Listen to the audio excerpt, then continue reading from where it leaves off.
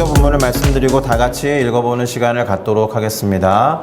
오늘 우리가 함께 읽어볼 설교 본문은 욥기 2장 9절부터 10절이 되겠습니다.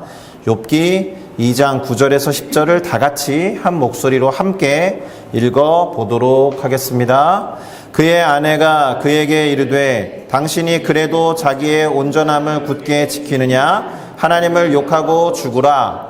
그가 이르되 그대의 말이 한 어리석은 여자의 말 같도다. 우리가 하나님께 복을 받았은즉 화도 받지 아니하겠느냐 하고 이 모든 일에 욥이 입술로 범죄하지 아니하니라. 아멘. 자, 저는 방금 읽은 욥기 2장 9절에서 10절 말씀을 가지고 온전함을 지킨 욥의 순종이라는 제목으로 순종의 인물 시리즈 욥에 관한 이야기를 해보려고 합니다. 오늘이 욥에 관한 첫 번째 이야기 될 테고요. 다음 주에 한 번 더 두 번째 이야기를 해보려고 합니다. 그러니 오늘 설교를 통해서 깨달음을 얻고 그 깨달은 바를 우리의 삶과 신앙에 적용하며 실천하겠다라는 결단과 다짐이 필요하겠죠? 그런 마음을 담아서 오늘 설교 제목을 다 같이 함께 따라 읽어주시기를 부탁드리겠습니다. 온전함을 지킨 욥의 순종.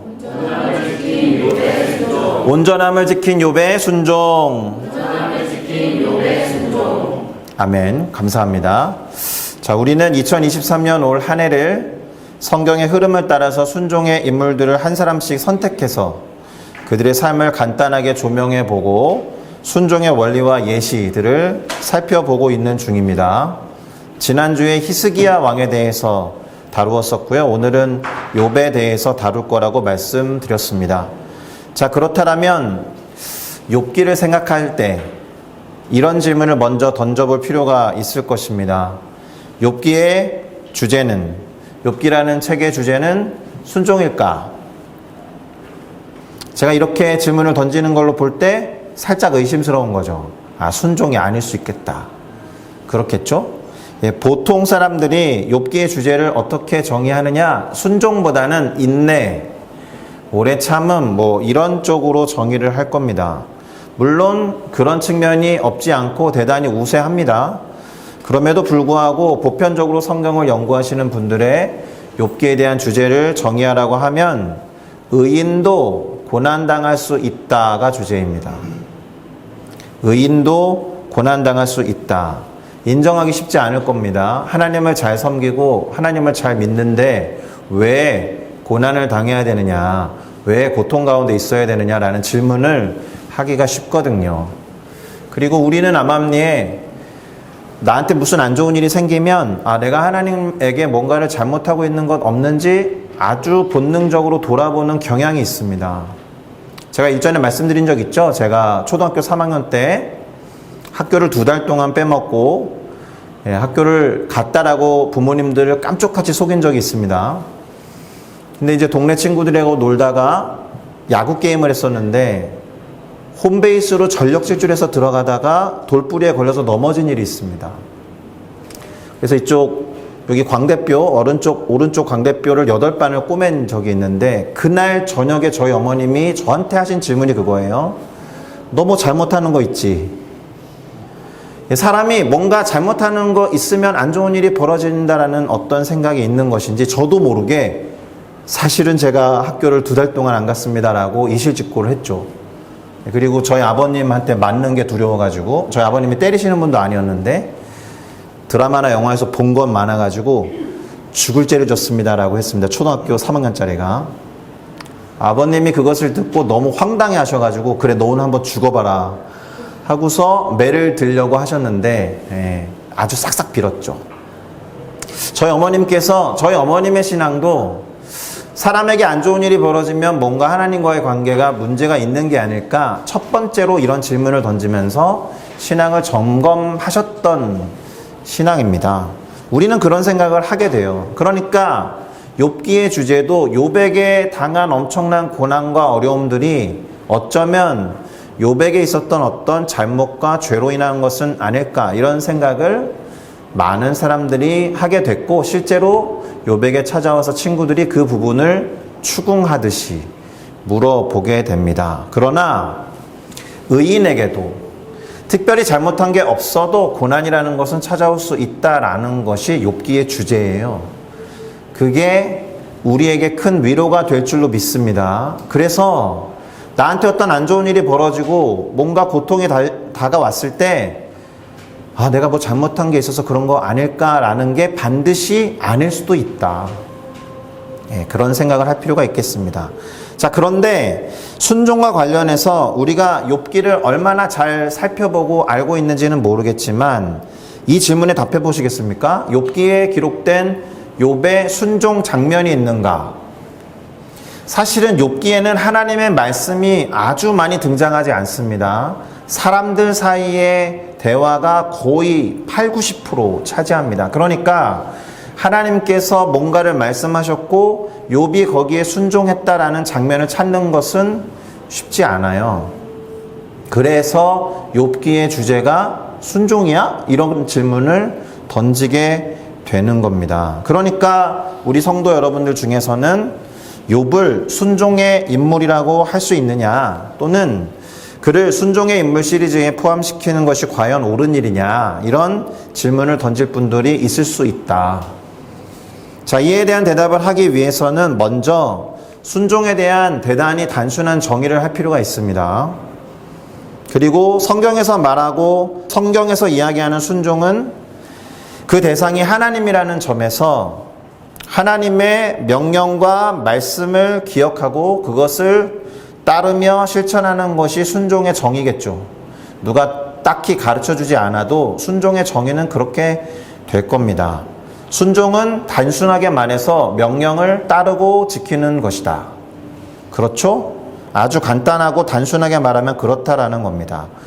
자, 그렇다면 성경에 기록된 하나님의 명령은 어떤 것들이 있습니까? 우리가 하나님의 명령과 하나님의 말씀에 순종해야 한다고 할 때는 하나님의 명령과 말씀이 무엇인지를 명확히 알아야 순종할 수 있는 거니까 하나님이 성경에서 말하고 있는 명령과 말씀에는 무엇이 있는가? 이 질문에 답하셔야죠. 그것을 일일이 살펴볼 시간이 안 되겠죠? 그리고 그것만 따로 떼서 따로 예배를 드려도 한두 시간 안에는 불가능한 일일 겁니다. 다만 이렇게 요약을 해볼 수는 있습니다. 하나님의 명령은 두 가지의 형태로 표현된다. 자, 이 말은 하나님의 명령이 두 가지 내용으로 요약된다는 뜻은 아닙니다. 물론 성경에서 예수님께서 하나님의 명령을 두 가지 큰 계명으로 요약하신 일은 있습니다. 하나는 하나님을 사랑하는 것, 두 번째는 이웃을 너희들의 몸같이 사랑하여라, 이렇게 말씀하신 것으로 하나님의 말씀과 명령을 요약하신 일은 있습니다. 그런데 내용에 관한 것이 아니라 형식에 관한 것이라면 이렇게 저는 요약해 드리고 싶습니다. 하나님의 명령을 표현하는 두 가지 방식은 무엇인가를 하라고 하는 명령과 무엇인가를 하지 말라고 하는 명령으로 나뉜다라는 겁니다. 그렇겠죠? 영어에서도 긍정의 명령문이 있고 부정의 명령문이 있잖아요.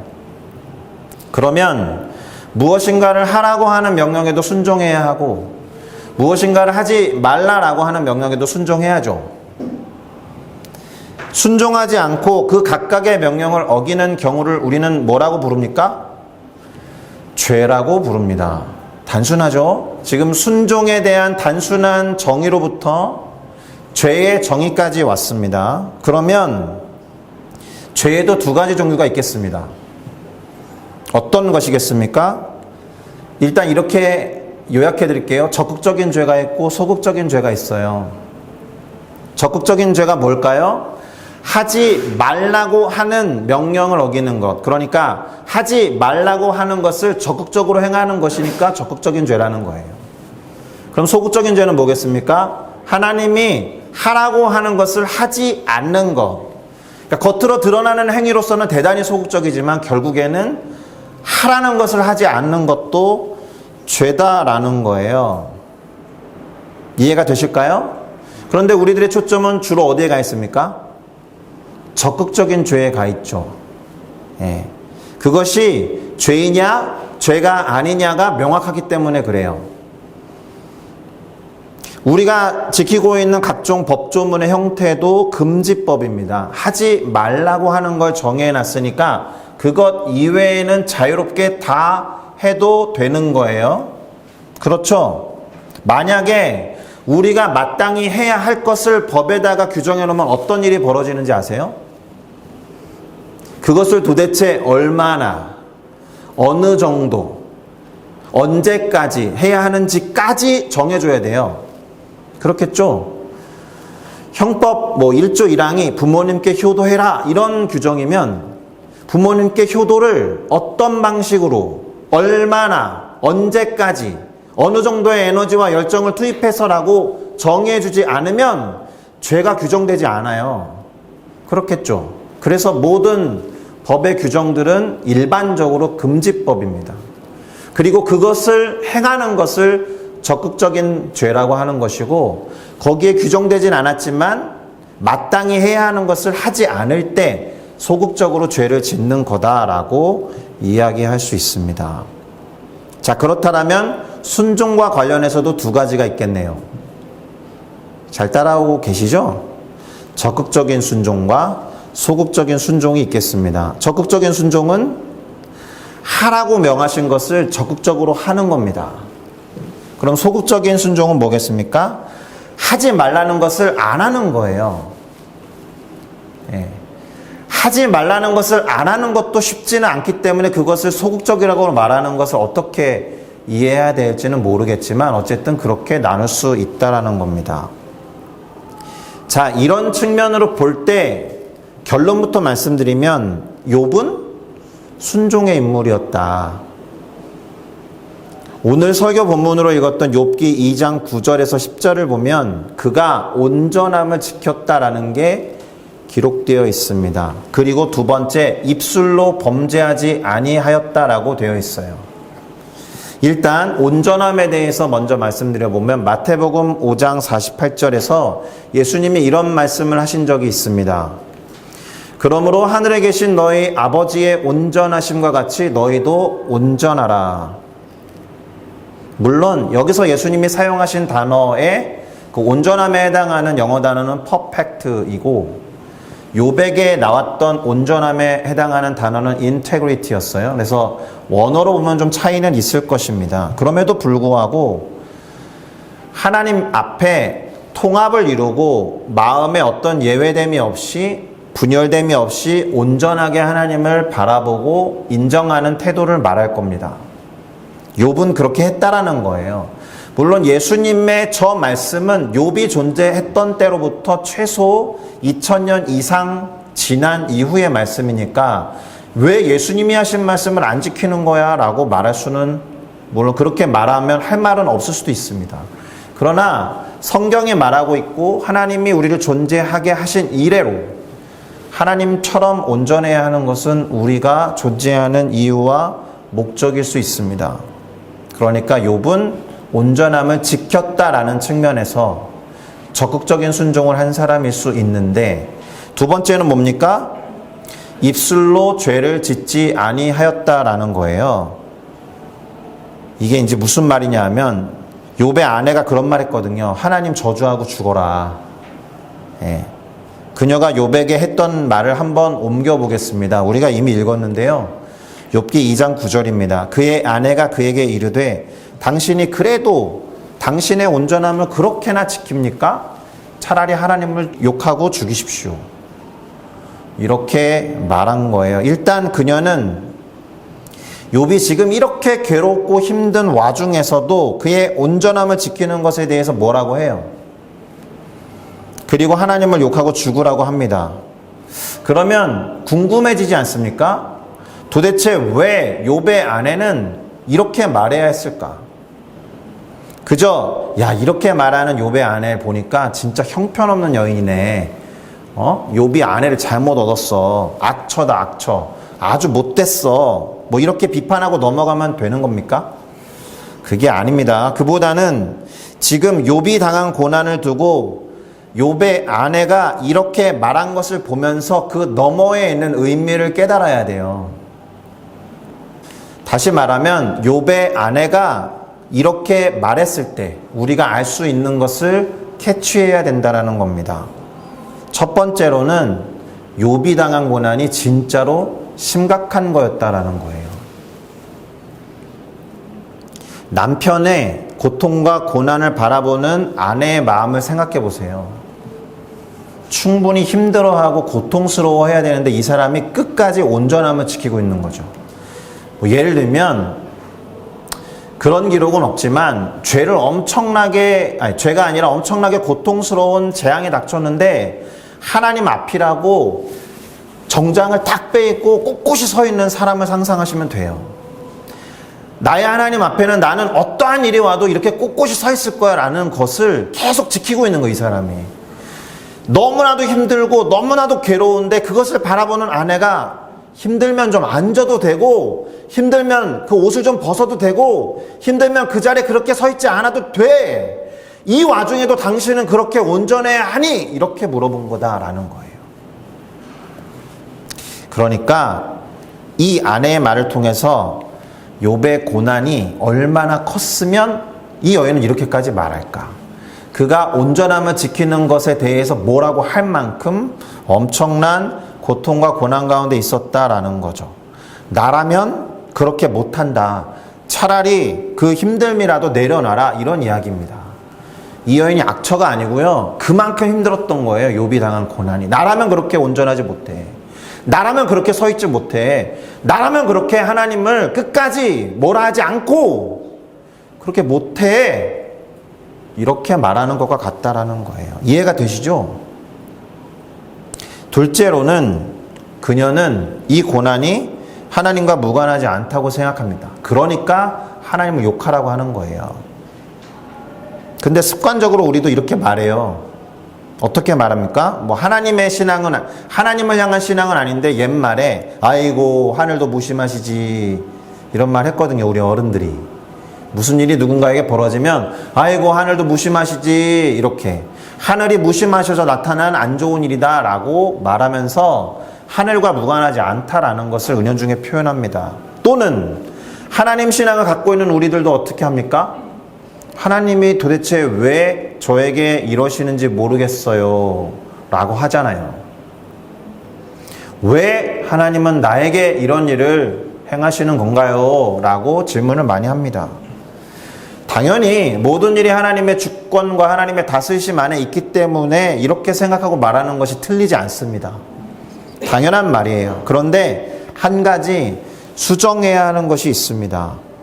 고난이라든지 안 좋은 일이 하나님과 무관하지 않은 것은 맞아요. 하나님은 그거 다 알고 계시고 하나님이 다 그것을 주관하시는 것 맞습니다. 때때로 욥의 경우와 같이 실제로 고통과 고난을 허용하십니다. 그렇다라고 해서 그 상황이 그 사람을 향한 처벌이나 심판이나 징계라고 말할 수는 없어요.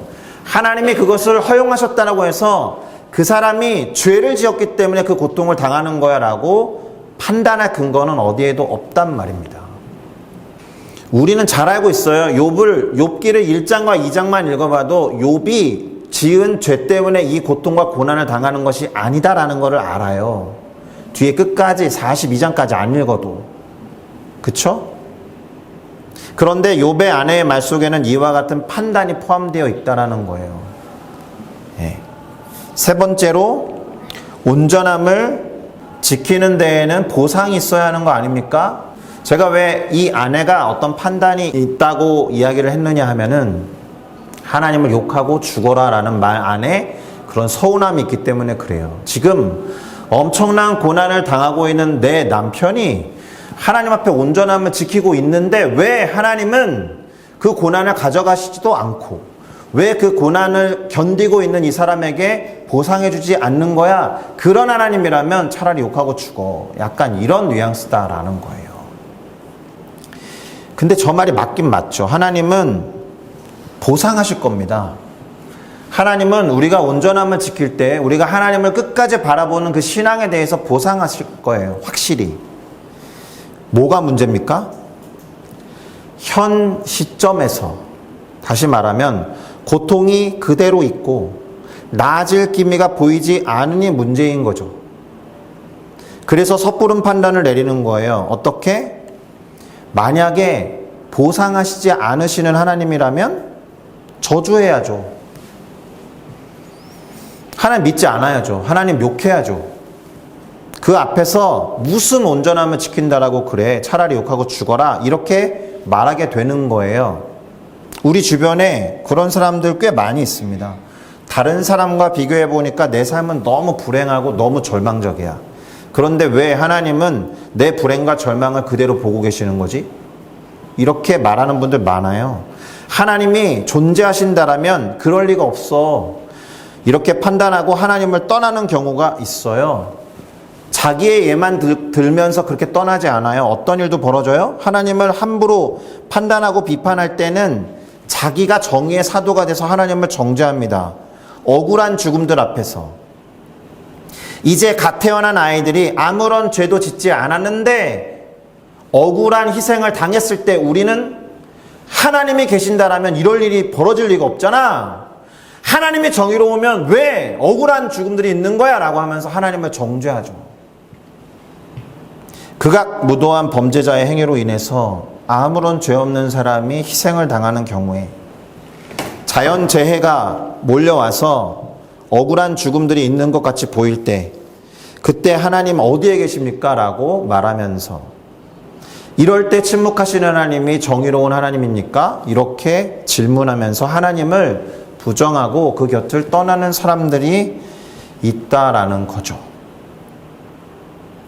욥의 안에는 그런 사람들의 심정을 대표하고 있어요.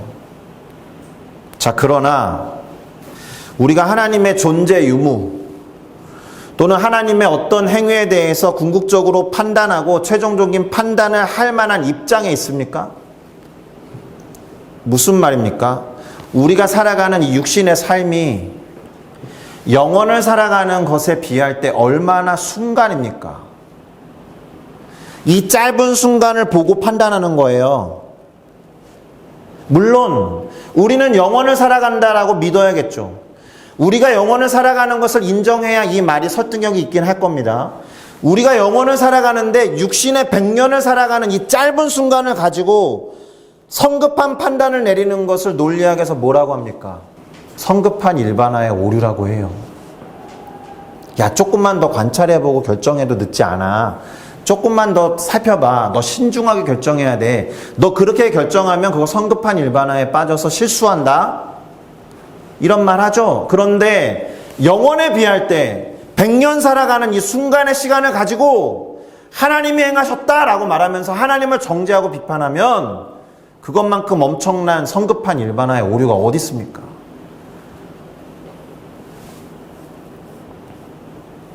흥분했죠? 제가 한 가지 이야기를 더 해보겠습니다. 이런 말이 있습니다. 어려운 말 계속해서 죄송한데 역사를 바라보는 관점을 역사관이라고 합니다. 그런데 구약성경책도 역사책들이 들어가 있어요. 구약성경의 39권 중에 역사서가 있어요. 그러면 그 역사책을 분류하는 기준이 있는데요. 조금 더 어려운 말을 해보면 신명기적인 역사책이 있고 역대기적 역사책이 있어요.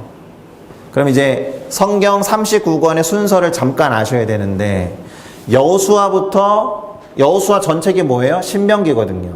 신명기, 여호수아, 사사기, 룻기, 사무엘상하, 열왕기상하까지가 신명기적 역사책이에요. 이 말은 신명기에서 강조하고 있는 내용을 토대로 기록한 책들이라는 거예요. 그럼 역대기적 역사관은 그 다음이겠죠. 역대상하, 에스라, 느헤미야 요거까지가 역대기적인 역사관이에요. 그냥 참고만 하세요. 제가 말하려고 하는 것은 신명기적인 역사관을 말하려고 해요. 신명기적인 역사관이 어떤 걸 강조하느냐? 하나님의 명령에 순종하면 복을 누릴 거야. 그런데 하나님의 명령에 불순종하면 벌 받을 거야. 이 사고가 지배하는 역사관이에요. 아주 쉽게 말한 겁니다. 디테일하게 들어가면 더 많은 이야기를 할 수 있고 학자들의 논박을 받을 수 있는 설교의 한 부분입니다. 지금 유튜브에서 지워야겠죠? 너무 농담이고, 그러나 러프하게 간단하게 말하면 하나님의 명령에 순종하면 복을 받을 것이고 하나님의 명령에 불순종하면 징계를 받고 심판을 받고 화를, 저주를 받을 거야 라고 생각하는 역사적인 관점이 신명기적 역사관이라고 보면 틀리지 않아요. 거의. 그런데 욥에게 지금 어떤 일이 벌어졌어요? 대단히 안 좋은 일이 벌어졌죠. 그러니까 욥을 판단하는 관점은 신명기적 역사겠죠. 욥이 죄를 범했으니까 지금 이 엄청난 고난을 당한 거야 라고 말하면서 친구들이 찾아와서 너 회개할 거 있으면 회개해. 하나님께 돌아오라고 이렇게 말하는 게 욥기예요. 그런데 우리는 어느 정도 다 생각보다 많이 이 신명기적인 역사관을 다 갖고 있어요. 자기 자신에 대해서도 그렇고, 아까 제가 말씀드렸잖아요. 우리 어머님도 제가 다치고 나니까 너무 잘못하는 거 있지라고 자연스럽게 생각했듯이, 누군가에게 안 좋은 일이 벌어지면 안 좋은 사람을 가서, 안 좋은 일이 벌어진 사람을 가서 위로하기보다 위로하는 척하고 나중에 너무 잘못한 거 있을 수 있어 이렇게 권면하듯이 말하는 경우도 있잖아요. 욥의 친구들이 딱 그랬어요. 일주일 동안 이 엄청난 상황을 보면서 뭐라고 위로도 못해서 침묵하고 있다가 드디어 말을 꺼낸 게 너 뭐 잘못한 거 있는지 돌아봐봐, 이 얘기였단 말입니다. 그러나 정말 그런가요? 우리가 알듯이 욥기의 시작은 그렇지 않았어요. 욥은 하나님이 인정하시는 당대의 의인이었습니다. 그리고 욥 자신도 자기가 아무리 생각해봐도 잘못한 게 없음을 계속해서 항변하는 책이에요. 그래서 욥기의 주제는 의인도 잘못한 게 없어도 얼마든지 고통과 고난을 당할 수 있다라는 것이면서 동시에, 그러니 그렇게 임하는 고난과 환난 속에서 우리는 어떤 행동을 해야 하고 어떤 태도를 가져야 하는지를 가르쳐 주는 책이다라는 거예요. 그래서 하나님이 나중에 욥을 엄청나게 높여주시죠. 엄청나게 인정해 주시고 보상해 주신다라는 거예요. 욥기가 길어서 이게 오래 걸린 것 같지만 사실은 그만큼 말이 많았다는 것일 뿐 그 시간이 그렇게 길지 않습니다. 너 죄 지은 거 있으니까 이런 고난 당하는 거야. 그러니 회개해. 하나님께 잘못했다고 말하고 하나님께로 돌이켜. 이런 말을 할 때는 엄청 신중해야 되는 거예요. 그러나 욥은 하나님을 떠난 일도 없고 오히려 아내에게 말했듯이 주시는 분도 하나님이시고 취하시는 분도 하나님이시니 복을 받았으면 화도 받아야 하지 않겠느냐라고 말하면서 입술로 죄를 짓지 않은 겁니다. 다시 정리하면 욥이 그의 온전함을 지켰다라는 것은 무슨 뜻이냐? 하나님의 절대 주권자가 되신다라는 것을 인정하면서 그분이 무엇을 주시든 또는 무엇을 취해 가시든 그것이 복을 주신 것이든 또는 복을 다시 빼앗아 가시고 화를 주시는 것이든 하나님을 원망하지 않고 입으로 범죄하지 않았다라는 것을 통해 드러나는 온전한 순종이었다라는 거예요. 그리고 이것이 하나님의 절대적인 주권을 인정하고 그것에 순종한 사람이 바로 욥이라는 인간이다라는 것을 우리에게 말해주고 있다. 그래서 그를 우리가 이렇게 순종의 사람들의 이야기에 집어넣어서 다루고 있는 것이고, 다음 주까지 한 번 더 욥의 순종에 대해서 살펴보겠다라고 한 이유입니다. 그러니 확신컨대 단연코 욥은 순종의 사람이었어요. 입술로 죄를 범하지 않았다라는 점에서 하나님이 하지 말라고 한 것을 안 했으니까 소극적인 순종을 한 사람이죠. 또는 온전함을 지키라라고 하신 말씀에 순종해서 온전함을 지켰으니까 적극적으로 하나님의 명령에 순종한 사람이라고 할 수 있습니다. 자, 그러니 이런 문장을 말씀드리고 오늘 설교를 마무리할까 합니다. 어떤 일을 참고 인내하는 것이 진짜로 쉽지 않은 상황에 있는 어떤 사람이 그 일을 참아냈다면 하지 말라는 것을 하지 않았다라는 면에서 소극적인 순종처럼 보이고 수동적인 것처럼 보이지만 결코 그 순종은 작은 순종이 아니다. 누구나 하나님을 정죄하고 욕하면서 하나님을 떠날 수 있는 상황에서 욥이 그러지 않았다라는 것은 그의 순종이 어마무시하게 위대했다. 적극적이냐 소극적이냐의 영역에 드느냐 마느냐, 그건 아무 의미가 없는 겁니다. 고난과 고통 중에서 우리가 죄를 범하기 쉽다라는 것을 얼마나 잘 알고 있습니까?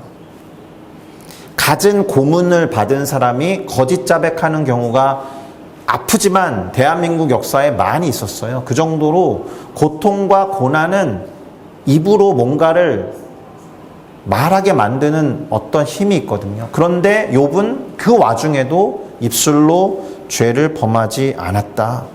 욥의 아내가 했던 대로 온전함을 지키지 말고 하나님을 욕하고 죽어라, 이렇게 하는 게 사실은 훨씬 쉬운 상황에 있었음에도 불구하고 이렇게 하지 않았다. 마음을 지켰다. 입술로 죄를 범하지 않았다. 그러니 그의 순종은 하지 말아야 할 것을 그저 하지 않았다라는 점에서 소극적인 순종처럼 보이지만 결코 그것을 작거나 소극적이었다라고 말할 수 없고 위대한 순종이었다라는 겁니다. 더불어서 당시 세계관을 지배하던 역사관, 아까 말씀드렸죠?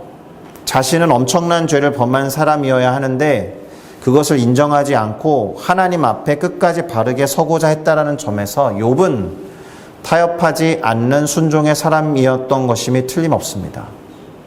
욥이 증명해낸 것이 뭔지 아세요? 결국에는 그는 몰라요. 그런데 그가 온전함을 지켰기 때문에 뭐가 드러나느냐? 하나님의 판단이 옳았다라는 것을 증명해낸 사람이에요. 왜요? 하나님의 욥을 그렇게 판단했잖아요. 이 친구처럼 의인이 없어라는 하나님의 판단을, 하나님 당신의 판단이 틀렸어요 라고 참소하려고 했던, 이간질하려고 했던 사탄에 대해서 욥은 그가 온전했다라는 것을 증명해냄으로써 하나님의 판단이 옳으셨습니다라고 인정하게 만든 위대한 인물이었다라는 겁니다. 마무리하겠습니다. 우리는 때때로 우리가 마주치는 상황에서 신앙을 거기에 맞추려고 하거든요. 그런데 욥이 보여주는 대단히 극단적인 예는 신앙이 상황에 따라 변화되어야 하는 어떤 것이 아니다라는 걸 말해줍니다. 상황을 뛰어넘어서 그 상황을 초월하는 것이 신앙이 되어야 한다. 어떠한 상황에서도, 모든 상황에서도 신앙은 변하지 않아야 하는 것, 견디고 참는 것이 얼마나 위대한 순종이며 위대한 신앙인지를 확실히 인식하고 인정하며 나아가야 할 줄로 믿습니다. 할렐루야. 기도하겠습니다.